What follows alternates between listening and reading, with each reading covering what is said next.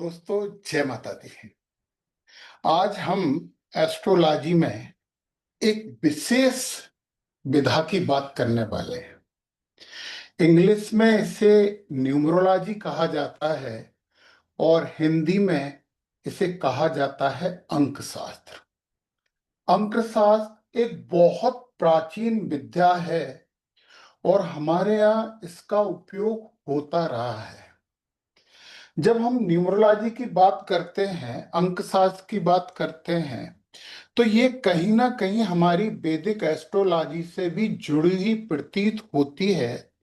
और एक आश्चर्यजनक बात तो ये है कि जब मैं न्यूमरोलॉजी से कुछ निष्कर्ष निकालता हूं तो मुझे लगता है कि ये बहुत बेस्ट सच्चाई के बहुत करीब होते हैं। हमारी जन्म तिथि हमसे कुछ कहती है, हमारी पूरी जन्म तिथि भी हमसे कुछ कहती है। हमारे नाम के यदि हम नंबरों में बदलें तो वो नंबर भी हमसे कुछ कहते हैं। बहुत महत्वपूर्ण बात ये है कि नंबर हमारे शरीर की ऊर्जा की बात करते हैं। नंबर हमारे तत्व की बात करते हैं, जो 5 तत्व होते हैं: आकाश तत्व, अग्नि तत्व, वायु तत्व, जल तत्व। इन तत्वों की बात भी नंबर करते हैं और हर नंबर किसी ना किसी एक प्लानेट से जुड़ा है। यदि हम इन नंबरों की सही ताकत समझ लें और सही ताकत समझकर अपने जीवन में इनका उपयोग करें, जैसे हमारे मोबाइल नंबर का कुल जोड़ सिंगल डिजिट तक कितना होना चाहिए, ये यदि हम पता करें तो हमारी एनर्जी थोड़ी और पॉजिटिव हो जाती है। और तो और हमें कौन सा रंग अपनाना चाहिए, कौन से लोग हैं जो हमारे लिए फायदेमंद हैं, कौन हमें धोखा देने वाला है, ये सब जानकारी न्यूमरोलॉजी देती है। एक चाइना में एक सिस्टम है जिससे मैं अपनी जो एस्ट्रोलॉजी कुंडली होती है उसके समतुल्य मानता हूं। समतुल्य का मतलब ये नहीं है कि मैं वैदिक शास्त्र को चाइना के एक लोसो ग्रिड नाम के एक छोटे से चार्ट को बराबर बोल रहा हूं, परंतु दोनों में कोरिलेशन आता है। हमारी कुंडली बहुत व्यापक होती है, परंतु लोसो ग्रिड भी एक ऐसी जानकारी हमें देती है कि हमारे घर का वास्तु हमें कैसा चेंज करना चाहिए, हमें कौन सा रंग ज्यादा अपनाना चाहिए, क्या चीज है जिसके द्वारा हम अपनी जिंदगी को और बेहतर कर सकते हैं। ये सब जानकारी हमें अंकशास्त्र देता है, न्यूमरोलॉजी देता है। हर संख्या के पीछे एक खास ऊर्जा होती है और वो एक खास ग्रह से जुड़ी रहती है। उसमें एक वाइब्रेशन होता है, एक कंपन होता है। जब मैंने न्यूमरोलॉजी की स्टडी की तो मुझे लगा कि वैदिक ज्योतिष के साथ साथ यदि हम थोड़ी सी जानकारी न्यूमरोलॉजी की भी लें तो हम अपने जीवन में ज्यादा कुछ अच्छा प्राप्त कर सकते हैं और बेहतर बना सकते हैं। इसलिए मैंने इस न्यूमरोलॉजी से रिलेटेड क्लासेस शुरू कर दी हैं। इसके जो आपको वीडियो मिलेंगे वो YouTube के प्राइवेट चैनल पे एस्ट्रो क्लासेस में मिलेंगे और मेरा एक ऐप है उसमें ये आप उसका सब्सक्रिप्शन लेके उसमें भी देख सकते हो। ऐप में एक फायदा ये होगा कि वहां पे आपको पूरी PDF भी प्राप्त होने वाली हैं। तो चलिए कि न्यूमरोलॉजी हमारे जीवन को कहाँ कहाँ और कैसे प्रभावित करती है, इस चीज को हम गहराई से समझते हैं। मतलब मैं यहाँ आपका मोबाइल नंबर का अंक क्या होना चाहिए, आपकी घड़ी कौन से कलर की होनी चाहिए, कौन से कपड़े आपको सूट करेंगे, आपके घर में किस दिशा में क्या होना चाहिए, और आप कैसे हैं, आपका एटीट्यूड कैसा है, कौन से लोग हैं जिनसे आप कंफर्टेबल हो सकते हैं, जिनसे आप फायदा जिंदगी में ले सकते हैं, वो सब हम बारी बारी से समझेंगे। और सबसे महत्वपूर्ण बात मैं आपको बता दूं कि यहां मैं अंकों को हमारी कुंडली से भी जोड़ने वाला हूं। एक एक चीज हम यहाँ पे समझेंगे। तो चलिए हम स्टार्ट करते हैं यहां से समझना। तो सबसे पहले हम बात करते हैं ग्रहों के राजा सूर्य की। ये अग्नि तत्व को रिप्रेजेंट करता है और जो न्यूमरोलॉजी है उसमें इसे नंबर दिया गया है 1। दूसरा है चंद्रमा, ये जल तत्व को प्रदर्शित करता है और इसको न्यूमरोलॉजी में नंबर दिया गया है 2। ये नंबर कैसे आएंगे इसकी बात भी हम बहुत ध्यान से समझेंगे। अब अगला है मंगल। मंगल अग्नि तत्व होता है और जो न्यूमरोलॉजी में इसे नंबर दिया गया है वो है 9। बुध है पृथ्वी तत्व होता है और जब अंक शास्त्र में हम बात करेंगे तो इसे 5 नंबर से प्रदर्शित करेंगे। बृहस्पति आकाश तत्व जो सभी तत्वों को संभालता है, इसको हमारे अंक शास्त्र में जो नंबर दिया गया है वो है 3 नंबर। शुक्र जल तत्व है और लग्जरी के लिए काम आता है और इसे न्यूमरोलॉजी में जो नंबर दिया गया है वो 6 नंबर है। अब शनि वायु तत्व है और इसे जो नंबर दिया गया है वो नंबर है 8। अब राहु की यदि हम बात करते हैं तो राहु के लिए जो नंबर दिए गए हैं, राहु को नंबर दिया गया है 4 और केतु को जो नंबर दिया गया है वो 7। यहाँ पे जीरो की बात नहीं होती है। तो देखिए, सबसे पहले तो हर अंक एक ग्रह के साथ एसोसिएट हो गया है। अब हम आगे की बात करते हैं। चलिए, अग्नि तत्व के 2 ग्रह होते हैं, सूर्य और मंगल। ऊर्जा, आत्मविश्वास और साहस का प्रतीक हैं। न्यूमरोलॉजी में नंबर 1 और नंबर 9। दूसरा जल तत्व चंद्रमा और शुक्र भावनाओं, सौंदर्य और प्रेम से जुड़े हैं। भावनाओं, सौंदर्य और प्रेम से ये जुड़े होते हैं और इन्हें जो न्यूमरोलॉजी में नंबर मिले हैं, चंद्रमा को 2 नंबर मिला है और शुक्र को मिला हुआ है 6 नंबर। पृथ्वी तत्व बुध बुद्धि, तार्किकता और व्यवहारिकता को दर्शाता है और बुध महाराज को न्यूमरोलॉजी में जो नंबर दिए हैं ना वो हैं 5। ये बुध को जो 5वां नंबर यहाँ पे दिया हुआ है। अब हम यहाँ पे बात करते हैं बृहस्पति। बृहस्पति ज्ञान, विस्तार और आध्यात्मिकता से संबंधित हैं और इन्हें हमारी न्यूमरोलॉजी में जो नंबर दिया गया है वो है 3। वायु तत्व से शनि जुड़े हुए हैं, इनसे कर्म, न्याय और अनुशासन जुड़ा हुआ है। न्यूमरोलॉजी में शनि महाराज को दिया गया है नंबर 8। राहु और केतु, इन दोनों की बात नहीं की गई है। उसका रीजन ये है कि दोनों छाया ग्रह हैं परंतु तत्व से तो वो नहीं जुड़े हैं। परंतु यदि हम बात करें तो वो नंबर से तो जुड़े हैं और वो जो जिस नंबर से जुड़े हैं, राहु 4 नंबर से जुड़ा है और केतु जो है वो जुड़े हैं 7 नंबर से। चलिए हम आगे की बात करते हैं। अंक 1 सूर्य। किसी का मूलांक, अभी आपको पता नहीं है कि मूलांक क्या है, मैं थोड़ी सी बात बता देता हूं। आपका जन्म जिस तारीख को हुआ है, जैसे 15 तारीख को हुआ है, 5 और 1 को जोड़ दो, ये आपका मूलांक होगा। हम ये मूलांक वगैरह इन सबकी बहुत विस्तृत रूप से बात करने वाले हैं। अभी हम केवल नंबर से थोड़े से कनेक्ट हो रहे हैं। 1 नंबर वाले जो होते हैं, वो 1 नंबर वाले कैसे होते हैं इसकी बात तो मैं करने वाला हूं। तो सूर्य है, 1 नंबर वाले जो हैं वो सूर्य सूर्य को रिप्रेजेंट करते हैं। आपको समझ में आ गया कि सूर्य को रिप्रेजेंट करते हैं तो वो अग्नि तत्व तो हैं।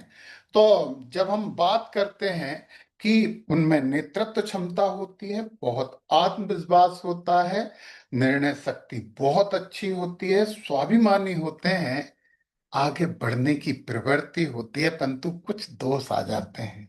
और वो दोष आ जाते हैं अहंकार, थोड़ा सा अधर्मिता, दूसरों को सहयोग करने की उनकी आदत कम होती है, और बहुत जल्दी गुस्सा हो जाते हैं। और एक इंपॉर्टेंट बात मैं आपको बताऊं कि जब गुस्सेले कोई रहते हैं, जब चाहते हैं कि उनकी बात सब सुने, तो उन्हें थोड़ा सा अकेलापन भी मिल जाता है। ये एक नंबर वाले होते हैं, उनकी विशेषताएं भी बहुत अच्छी हैं, उनकी कमियों की भी मैंने बात की है।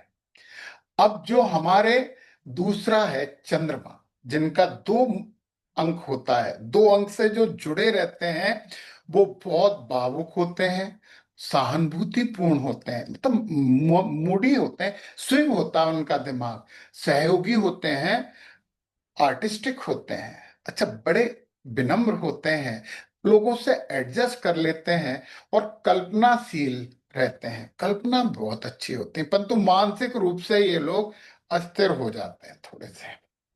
अच्छा, जल्दी आहत हो जाते हैं, जरा सा कुछ बोल दो उसी में ये लोग थोड़े से फील कर लेते हैं, आलसी थोड़े होते हैं।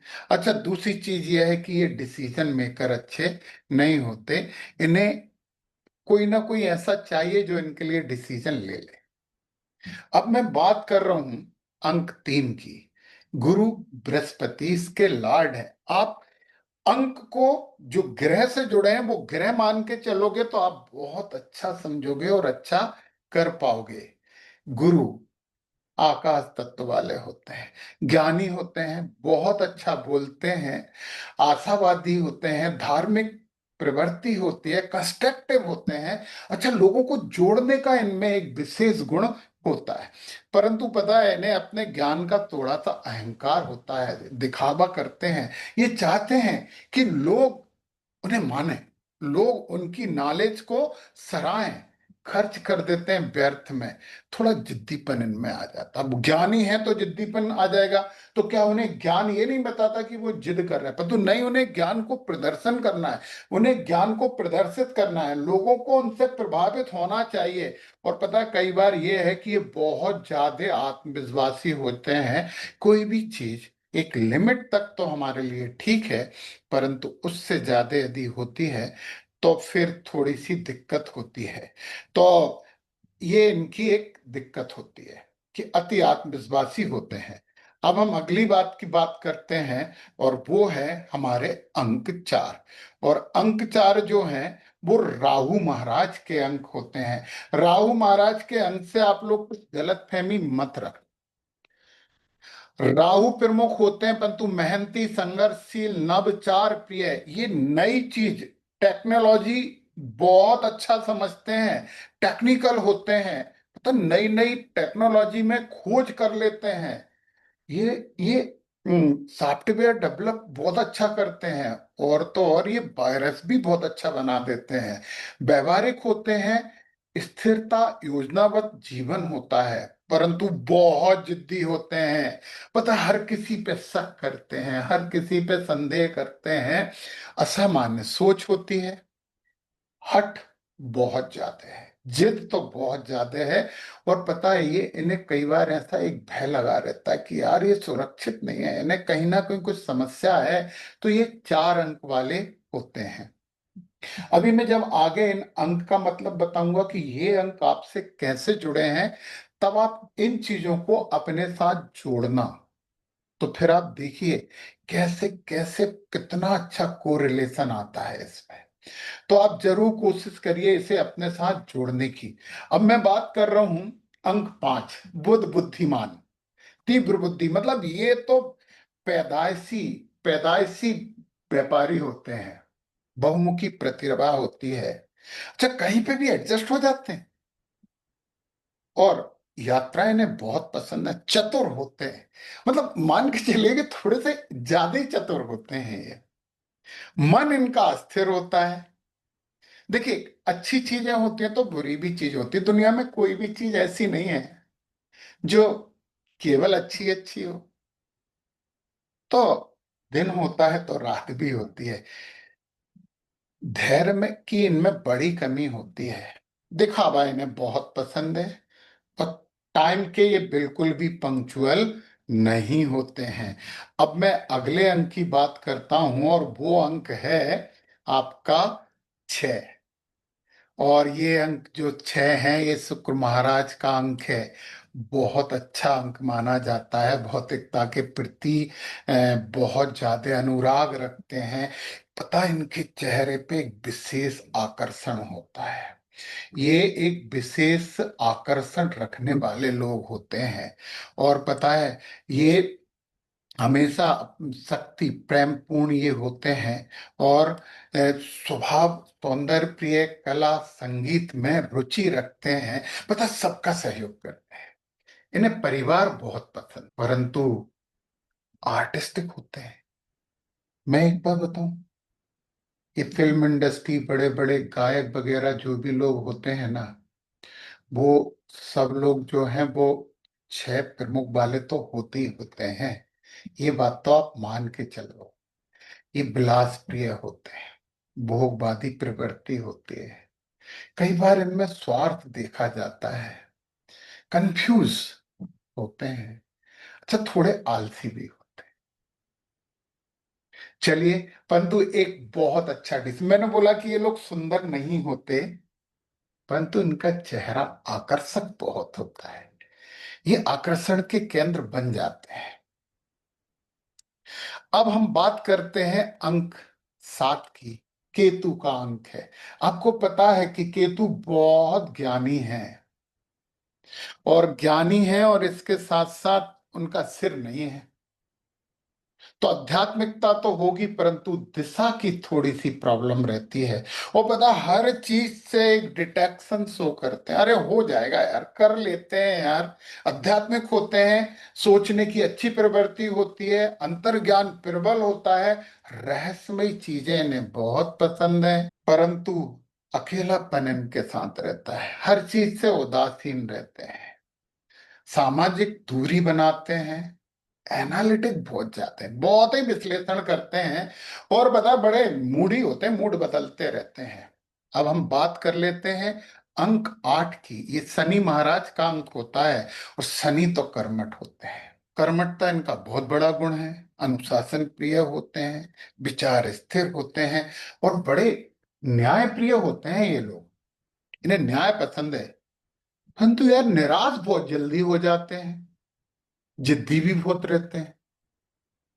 शनि महाराज जैसे स्लो स्लो चलते हैं ना, ये भी स्लो रहते हैं, थोड़े से, थोड़े स्लो होते हैं। फैक्ट है कि इन्हें अपनी ही क्षमताओं का थोड़ा भ्रम हो जाता है। भ्रम ऐसा नहीं, ये क्षमतावान होते हैं, परंतु इन्हें लगता है कि इनकी क्षमता कम है।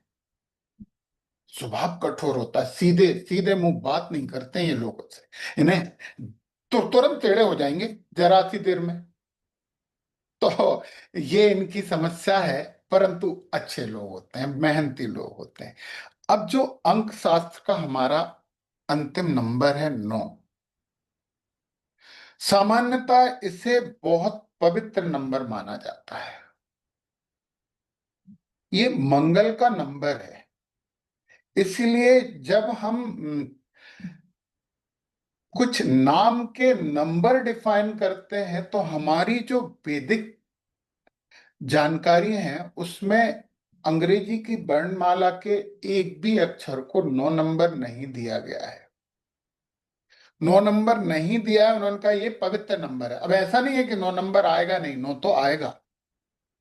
क्योंकि हम कैसे निकालेंगे अपना नामांक, कैसे निकालेंगे, क्या क्या चीजें हमें जाननी चाहिए, वो सब बातें एक एक करके इस पूरी क्लास में होने वाली हैं। और इस क्लास के बाद आप न्यूमरोलॉजी में मास्टर हो जाओगे, और यदि न्यूमरोलॉजी में मास्टर हो गए ना, तो जिंदगी में भी सफलता का प्रतिशत बढ़ जाएगा, ये मान लीजिए आप। तो नंबर 9 जो होते हैं वो मंगल का नंबर है। और मंगल तो आपको मालूम है कि बहुत ज्यादा ऊर्जा वाले होते हैं, गुस्सेल होते हैं, साहसी, पराक्रमी, उत्साह, न्यायप्रियता, और लड़ने से तो ये बिल्कुल नहीं डरते, योद्धा होते हैं। बहुत गुस्सेल होते हैं यार, बहुत गुस्सेल होते हैं। निर्णय आवेश में लेते हैं कि समझाओ, और समझाओ, नहीं समझे तो गोली मार दो, ऐसे वाले निर्णय होते हैं उसके। अरे बहुत ही हठी होते हैं, बहुत ही जिद्दी होते हैं, हिंसक प्रवृत्ति होती, जरा सी देर में हाथ पैरों का उपयोग शुरू कर देते हैं। और धैर्य नाम की तो इनमें कोई भी चीज होती ही नहीं है। अब हम जो अगला यहाँ पे बात करने वाले हैं, वो जरा सब चीजें कैसे निकालते हैं इनकी बात करते हैं। सबसे पहले हम बात करते हैं मूलांक। देखिए मैंने नंबरों के बारे में आपको पूरी बात बताई, अब एक एक चीज जरा ध्यान से समझना शुरू करिए, बहुत ध्यान से समझिए। सबसे पहले हम बात करते हैं मूलांक यानी बर्थ नंबर। ध्यान से, और बहुत ध्यान से। मूलांक बताता है कि मैं कैसा हूं।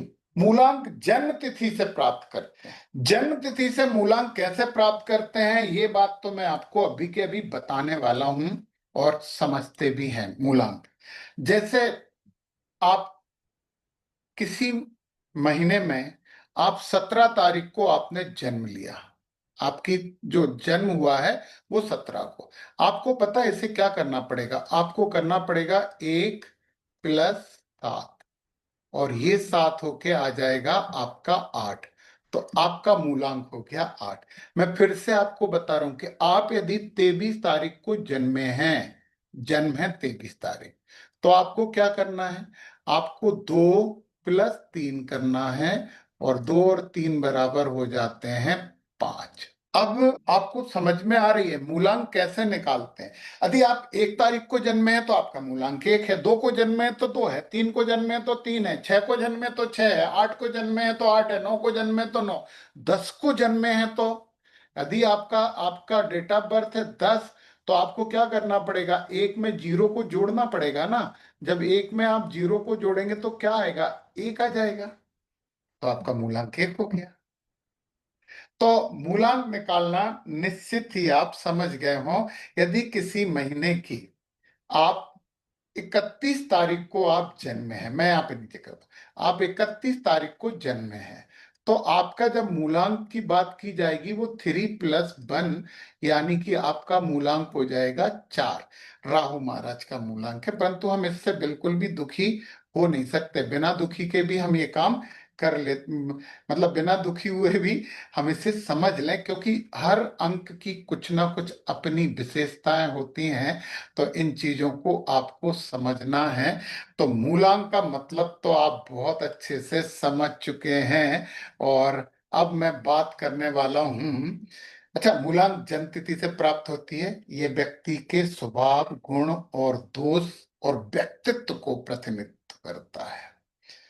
मैं कैसा हूं, वो एक गाने में था ना, मैं ऐसा क्यों हूं, तो मूलांक की वजह से ऐसा है भैया, तू समझ ले कि ये तू ऐसा मूलांक की वजह से है। अब दूसरा नंबर जो हमारा आता है वो आता है भाग्यांक। जब हम भाग्यांक की बात करते हैं तो यहाँ पे ये है, ये हमारे लिए बहुत इंपॉर्टेंट है। डेस्टिनी नंबर बोलते हैं, लाइफ पाथ नंबर भी इसे कहा जाता है, समझे। तो भाग्यांक का मतलब होता है मुझे क्या करना है, आप किस लिए जन्मे हैं, आपके जीवन का उद्देश्य क्या है, आपका भाग्य आपको किस दिशा में लेके जाने वाला है, ये बहुत महत्वपूर्ण होता है। और फिर पता है, हम इन सबके कॉम्बिनेशन की इतनी डिटेल बात करने वाले हैं, तो आपको लगेगा जैसे आपकी ही बात हो रही है, आपको इतना सा भी नहीं लगेगा कि और किसी की बात हो रही है। आप जरा समझें, तो हम कैसे निकालते हैं। अब यदि हम बात करें, तो आपकी बात करें, जैसे आपका जन्म हुआ है 6 मार्च 1967 को, अब आपको भाग्यांक निकालने में भी पता क्या करना पड़ेगा, 6 को 3 से जोड़ना पड़ेगा, फिर इसमें 1 जुड़ेगा, फिर आपको जुड़ेगा 9, फिर जुड़ेगा 6, और फिर जुड़ेगा 7। इन सबको हम आपस में जोड़ेंगे। 6 और 3 9, और 1 10, और 9 19, और 6 25, और 7 32। तो आपके कितने आ गए, यहाँ पे आपके आ गए 32। अभी आपको और काम करना पड़ेगा, फिर 32 को भी आपको 3 + 2 करना पड़ेगा, और ये आ गया आपका 5, आपका भाग्यांक आ गया 5 बुध। तो आपके जीवन का उद्देश्य, आपका मूलांक क्या हो गया, यहाँ पे 6 तारीख को जन्म है तो मूलांक 6 हो गया शुक्र का। भाग्यांक आपका 5 हो गया, 5 भाग्यांक होता है बुध का। बुद्धिमत्ता पूर्ण है। शुक्र गुरु होते हैं, भले ही राक्षसों के गुरु होते हैं परंतु होते तो गुरु है ना। तो यहाँ पे आप गुरुवत कार्य भी करोगे, बुद्धिमत्ता पूर्ण कार्य भी करोगे, टेक्नोलॉजी का आप उपयोग करोगे। चलिए चलिए, इनकी बात तो हम समझने वाले हैं बाद में। अभी तो हम जरा एक बार और प्रैक्टिस कर लें, एक का और निकाल लेते हैं ताकि हमारा कोई भी कंफ्यूजन यहाँ पे नहीं बचे। चाहते हैं ना आप, कंफ्यूजन नहीं बचना चाहिए। कौन कंफ्यूज रहना चाहेगा यार। चलो एक डेट देखते हैं हम यहाँ पे, और वो हमारी डेट है 16 जून, मतलब 06। और फिर हम बात करें 1999। चलिए आप भी प्रैक्टिस करिए, मैं भी करता हूं। 1 + 6, जीरो को तो ऐड करना ही नहीं है। 6 + 1 +3 बार 9 +9 और +9। अपन ऐसे जोड़ते हैं, 9 9 दूनी 18, 9 3 27, 28 29 30, 4 34 और 6 40 और 1 41। इनको यदि हमने जोड़ा तो 41। फिर हमें क्या करना पड़ेगा, फिर हमें यहाँ पे 4 + 1 करना पड़ेगा और ये आ जाएगा 5। इनका भी भाग्यांक जो निकला है वो 5 आ गया। अब अगली चीज होती है नामांक, नेम नंबर। तो नामांक के बारे में जो हम बात समझने वाले हैं, हम आपको एक बात बता दें कि आगे इस क्लास में क्या क्या होने वाला है। नामांक के बाद फिर हम यहाँ पे नामांक निकालने का एक चार्लियन पद्धति है, इस पद्धति की बात करेंगे। और फिर हम यहाँ पे बात करते हैं, चार्लियन पद्धति हम अपनाएंगे। ये हर अक्षर का नंबर क्या है वो इसमें दिया गया है। एक पाइथागोरियन सिस्टम होता है परंतु ये वेस्टर्न लोग यूज करते हैं। हम लोग चार्लियन पद्धति यूज करेंगे और इसी से हम अपना नामांक वगैरह निकालेंगे और ये प्रभावित है। तो नामांक तो मैं निकालूंगा। अभी जो अगली बात हमें करनी वाली है इसी क्लास में, आगे हम क्या करेंगे, सोल नंबर पता करेंगे, व्यक्तित्व नंबर पता करेंगे। और बहुत इंपॉर्टेंट बात है, पिनेकल्स और चैलेंजेस हमारे जीवन में क्या आते हैं, ये सब जानकारी हम लेंगे। स्टेप बाय स्टेप पूरी क्लासेस चलेंगी। और ये जो आपको न्यूमरोलॉजी का पूरा कोर्स मिलने वाला है, आपको प्राइवेट वीडियो में एस्ट्रो संजीव बी पे आप जाके वहां ले सकते हैं। और मेरा ऐप जो मैं नीचे डिस्क्रिप्शन में लिंक दे रहा हूं, उस ऐप पे भी आप इसे बाय कर सकते हैं। और नॉमिनल नॉमिनल आप खुद आश्चर्य करेंगे कि इतने कम में कैसे। और ऐप पे तो आपको पूरी ये जो पीडीएफ सामने आपको दिख रही हैं ये भी मिलने वाली हैं। तो दोस्तों जल्दी से जल्दी इस कोर्स को ज्वाइन कर लीजिए। प्राइवेट वीडियो में एस्ट्रो संजीव भी आप कर लीजिए और आपको हर 2 दिन में एक वीडियो मिलता चला जाएगा। और मास्टरी करिए न्यूमरोलॉजी में। जय माता दी।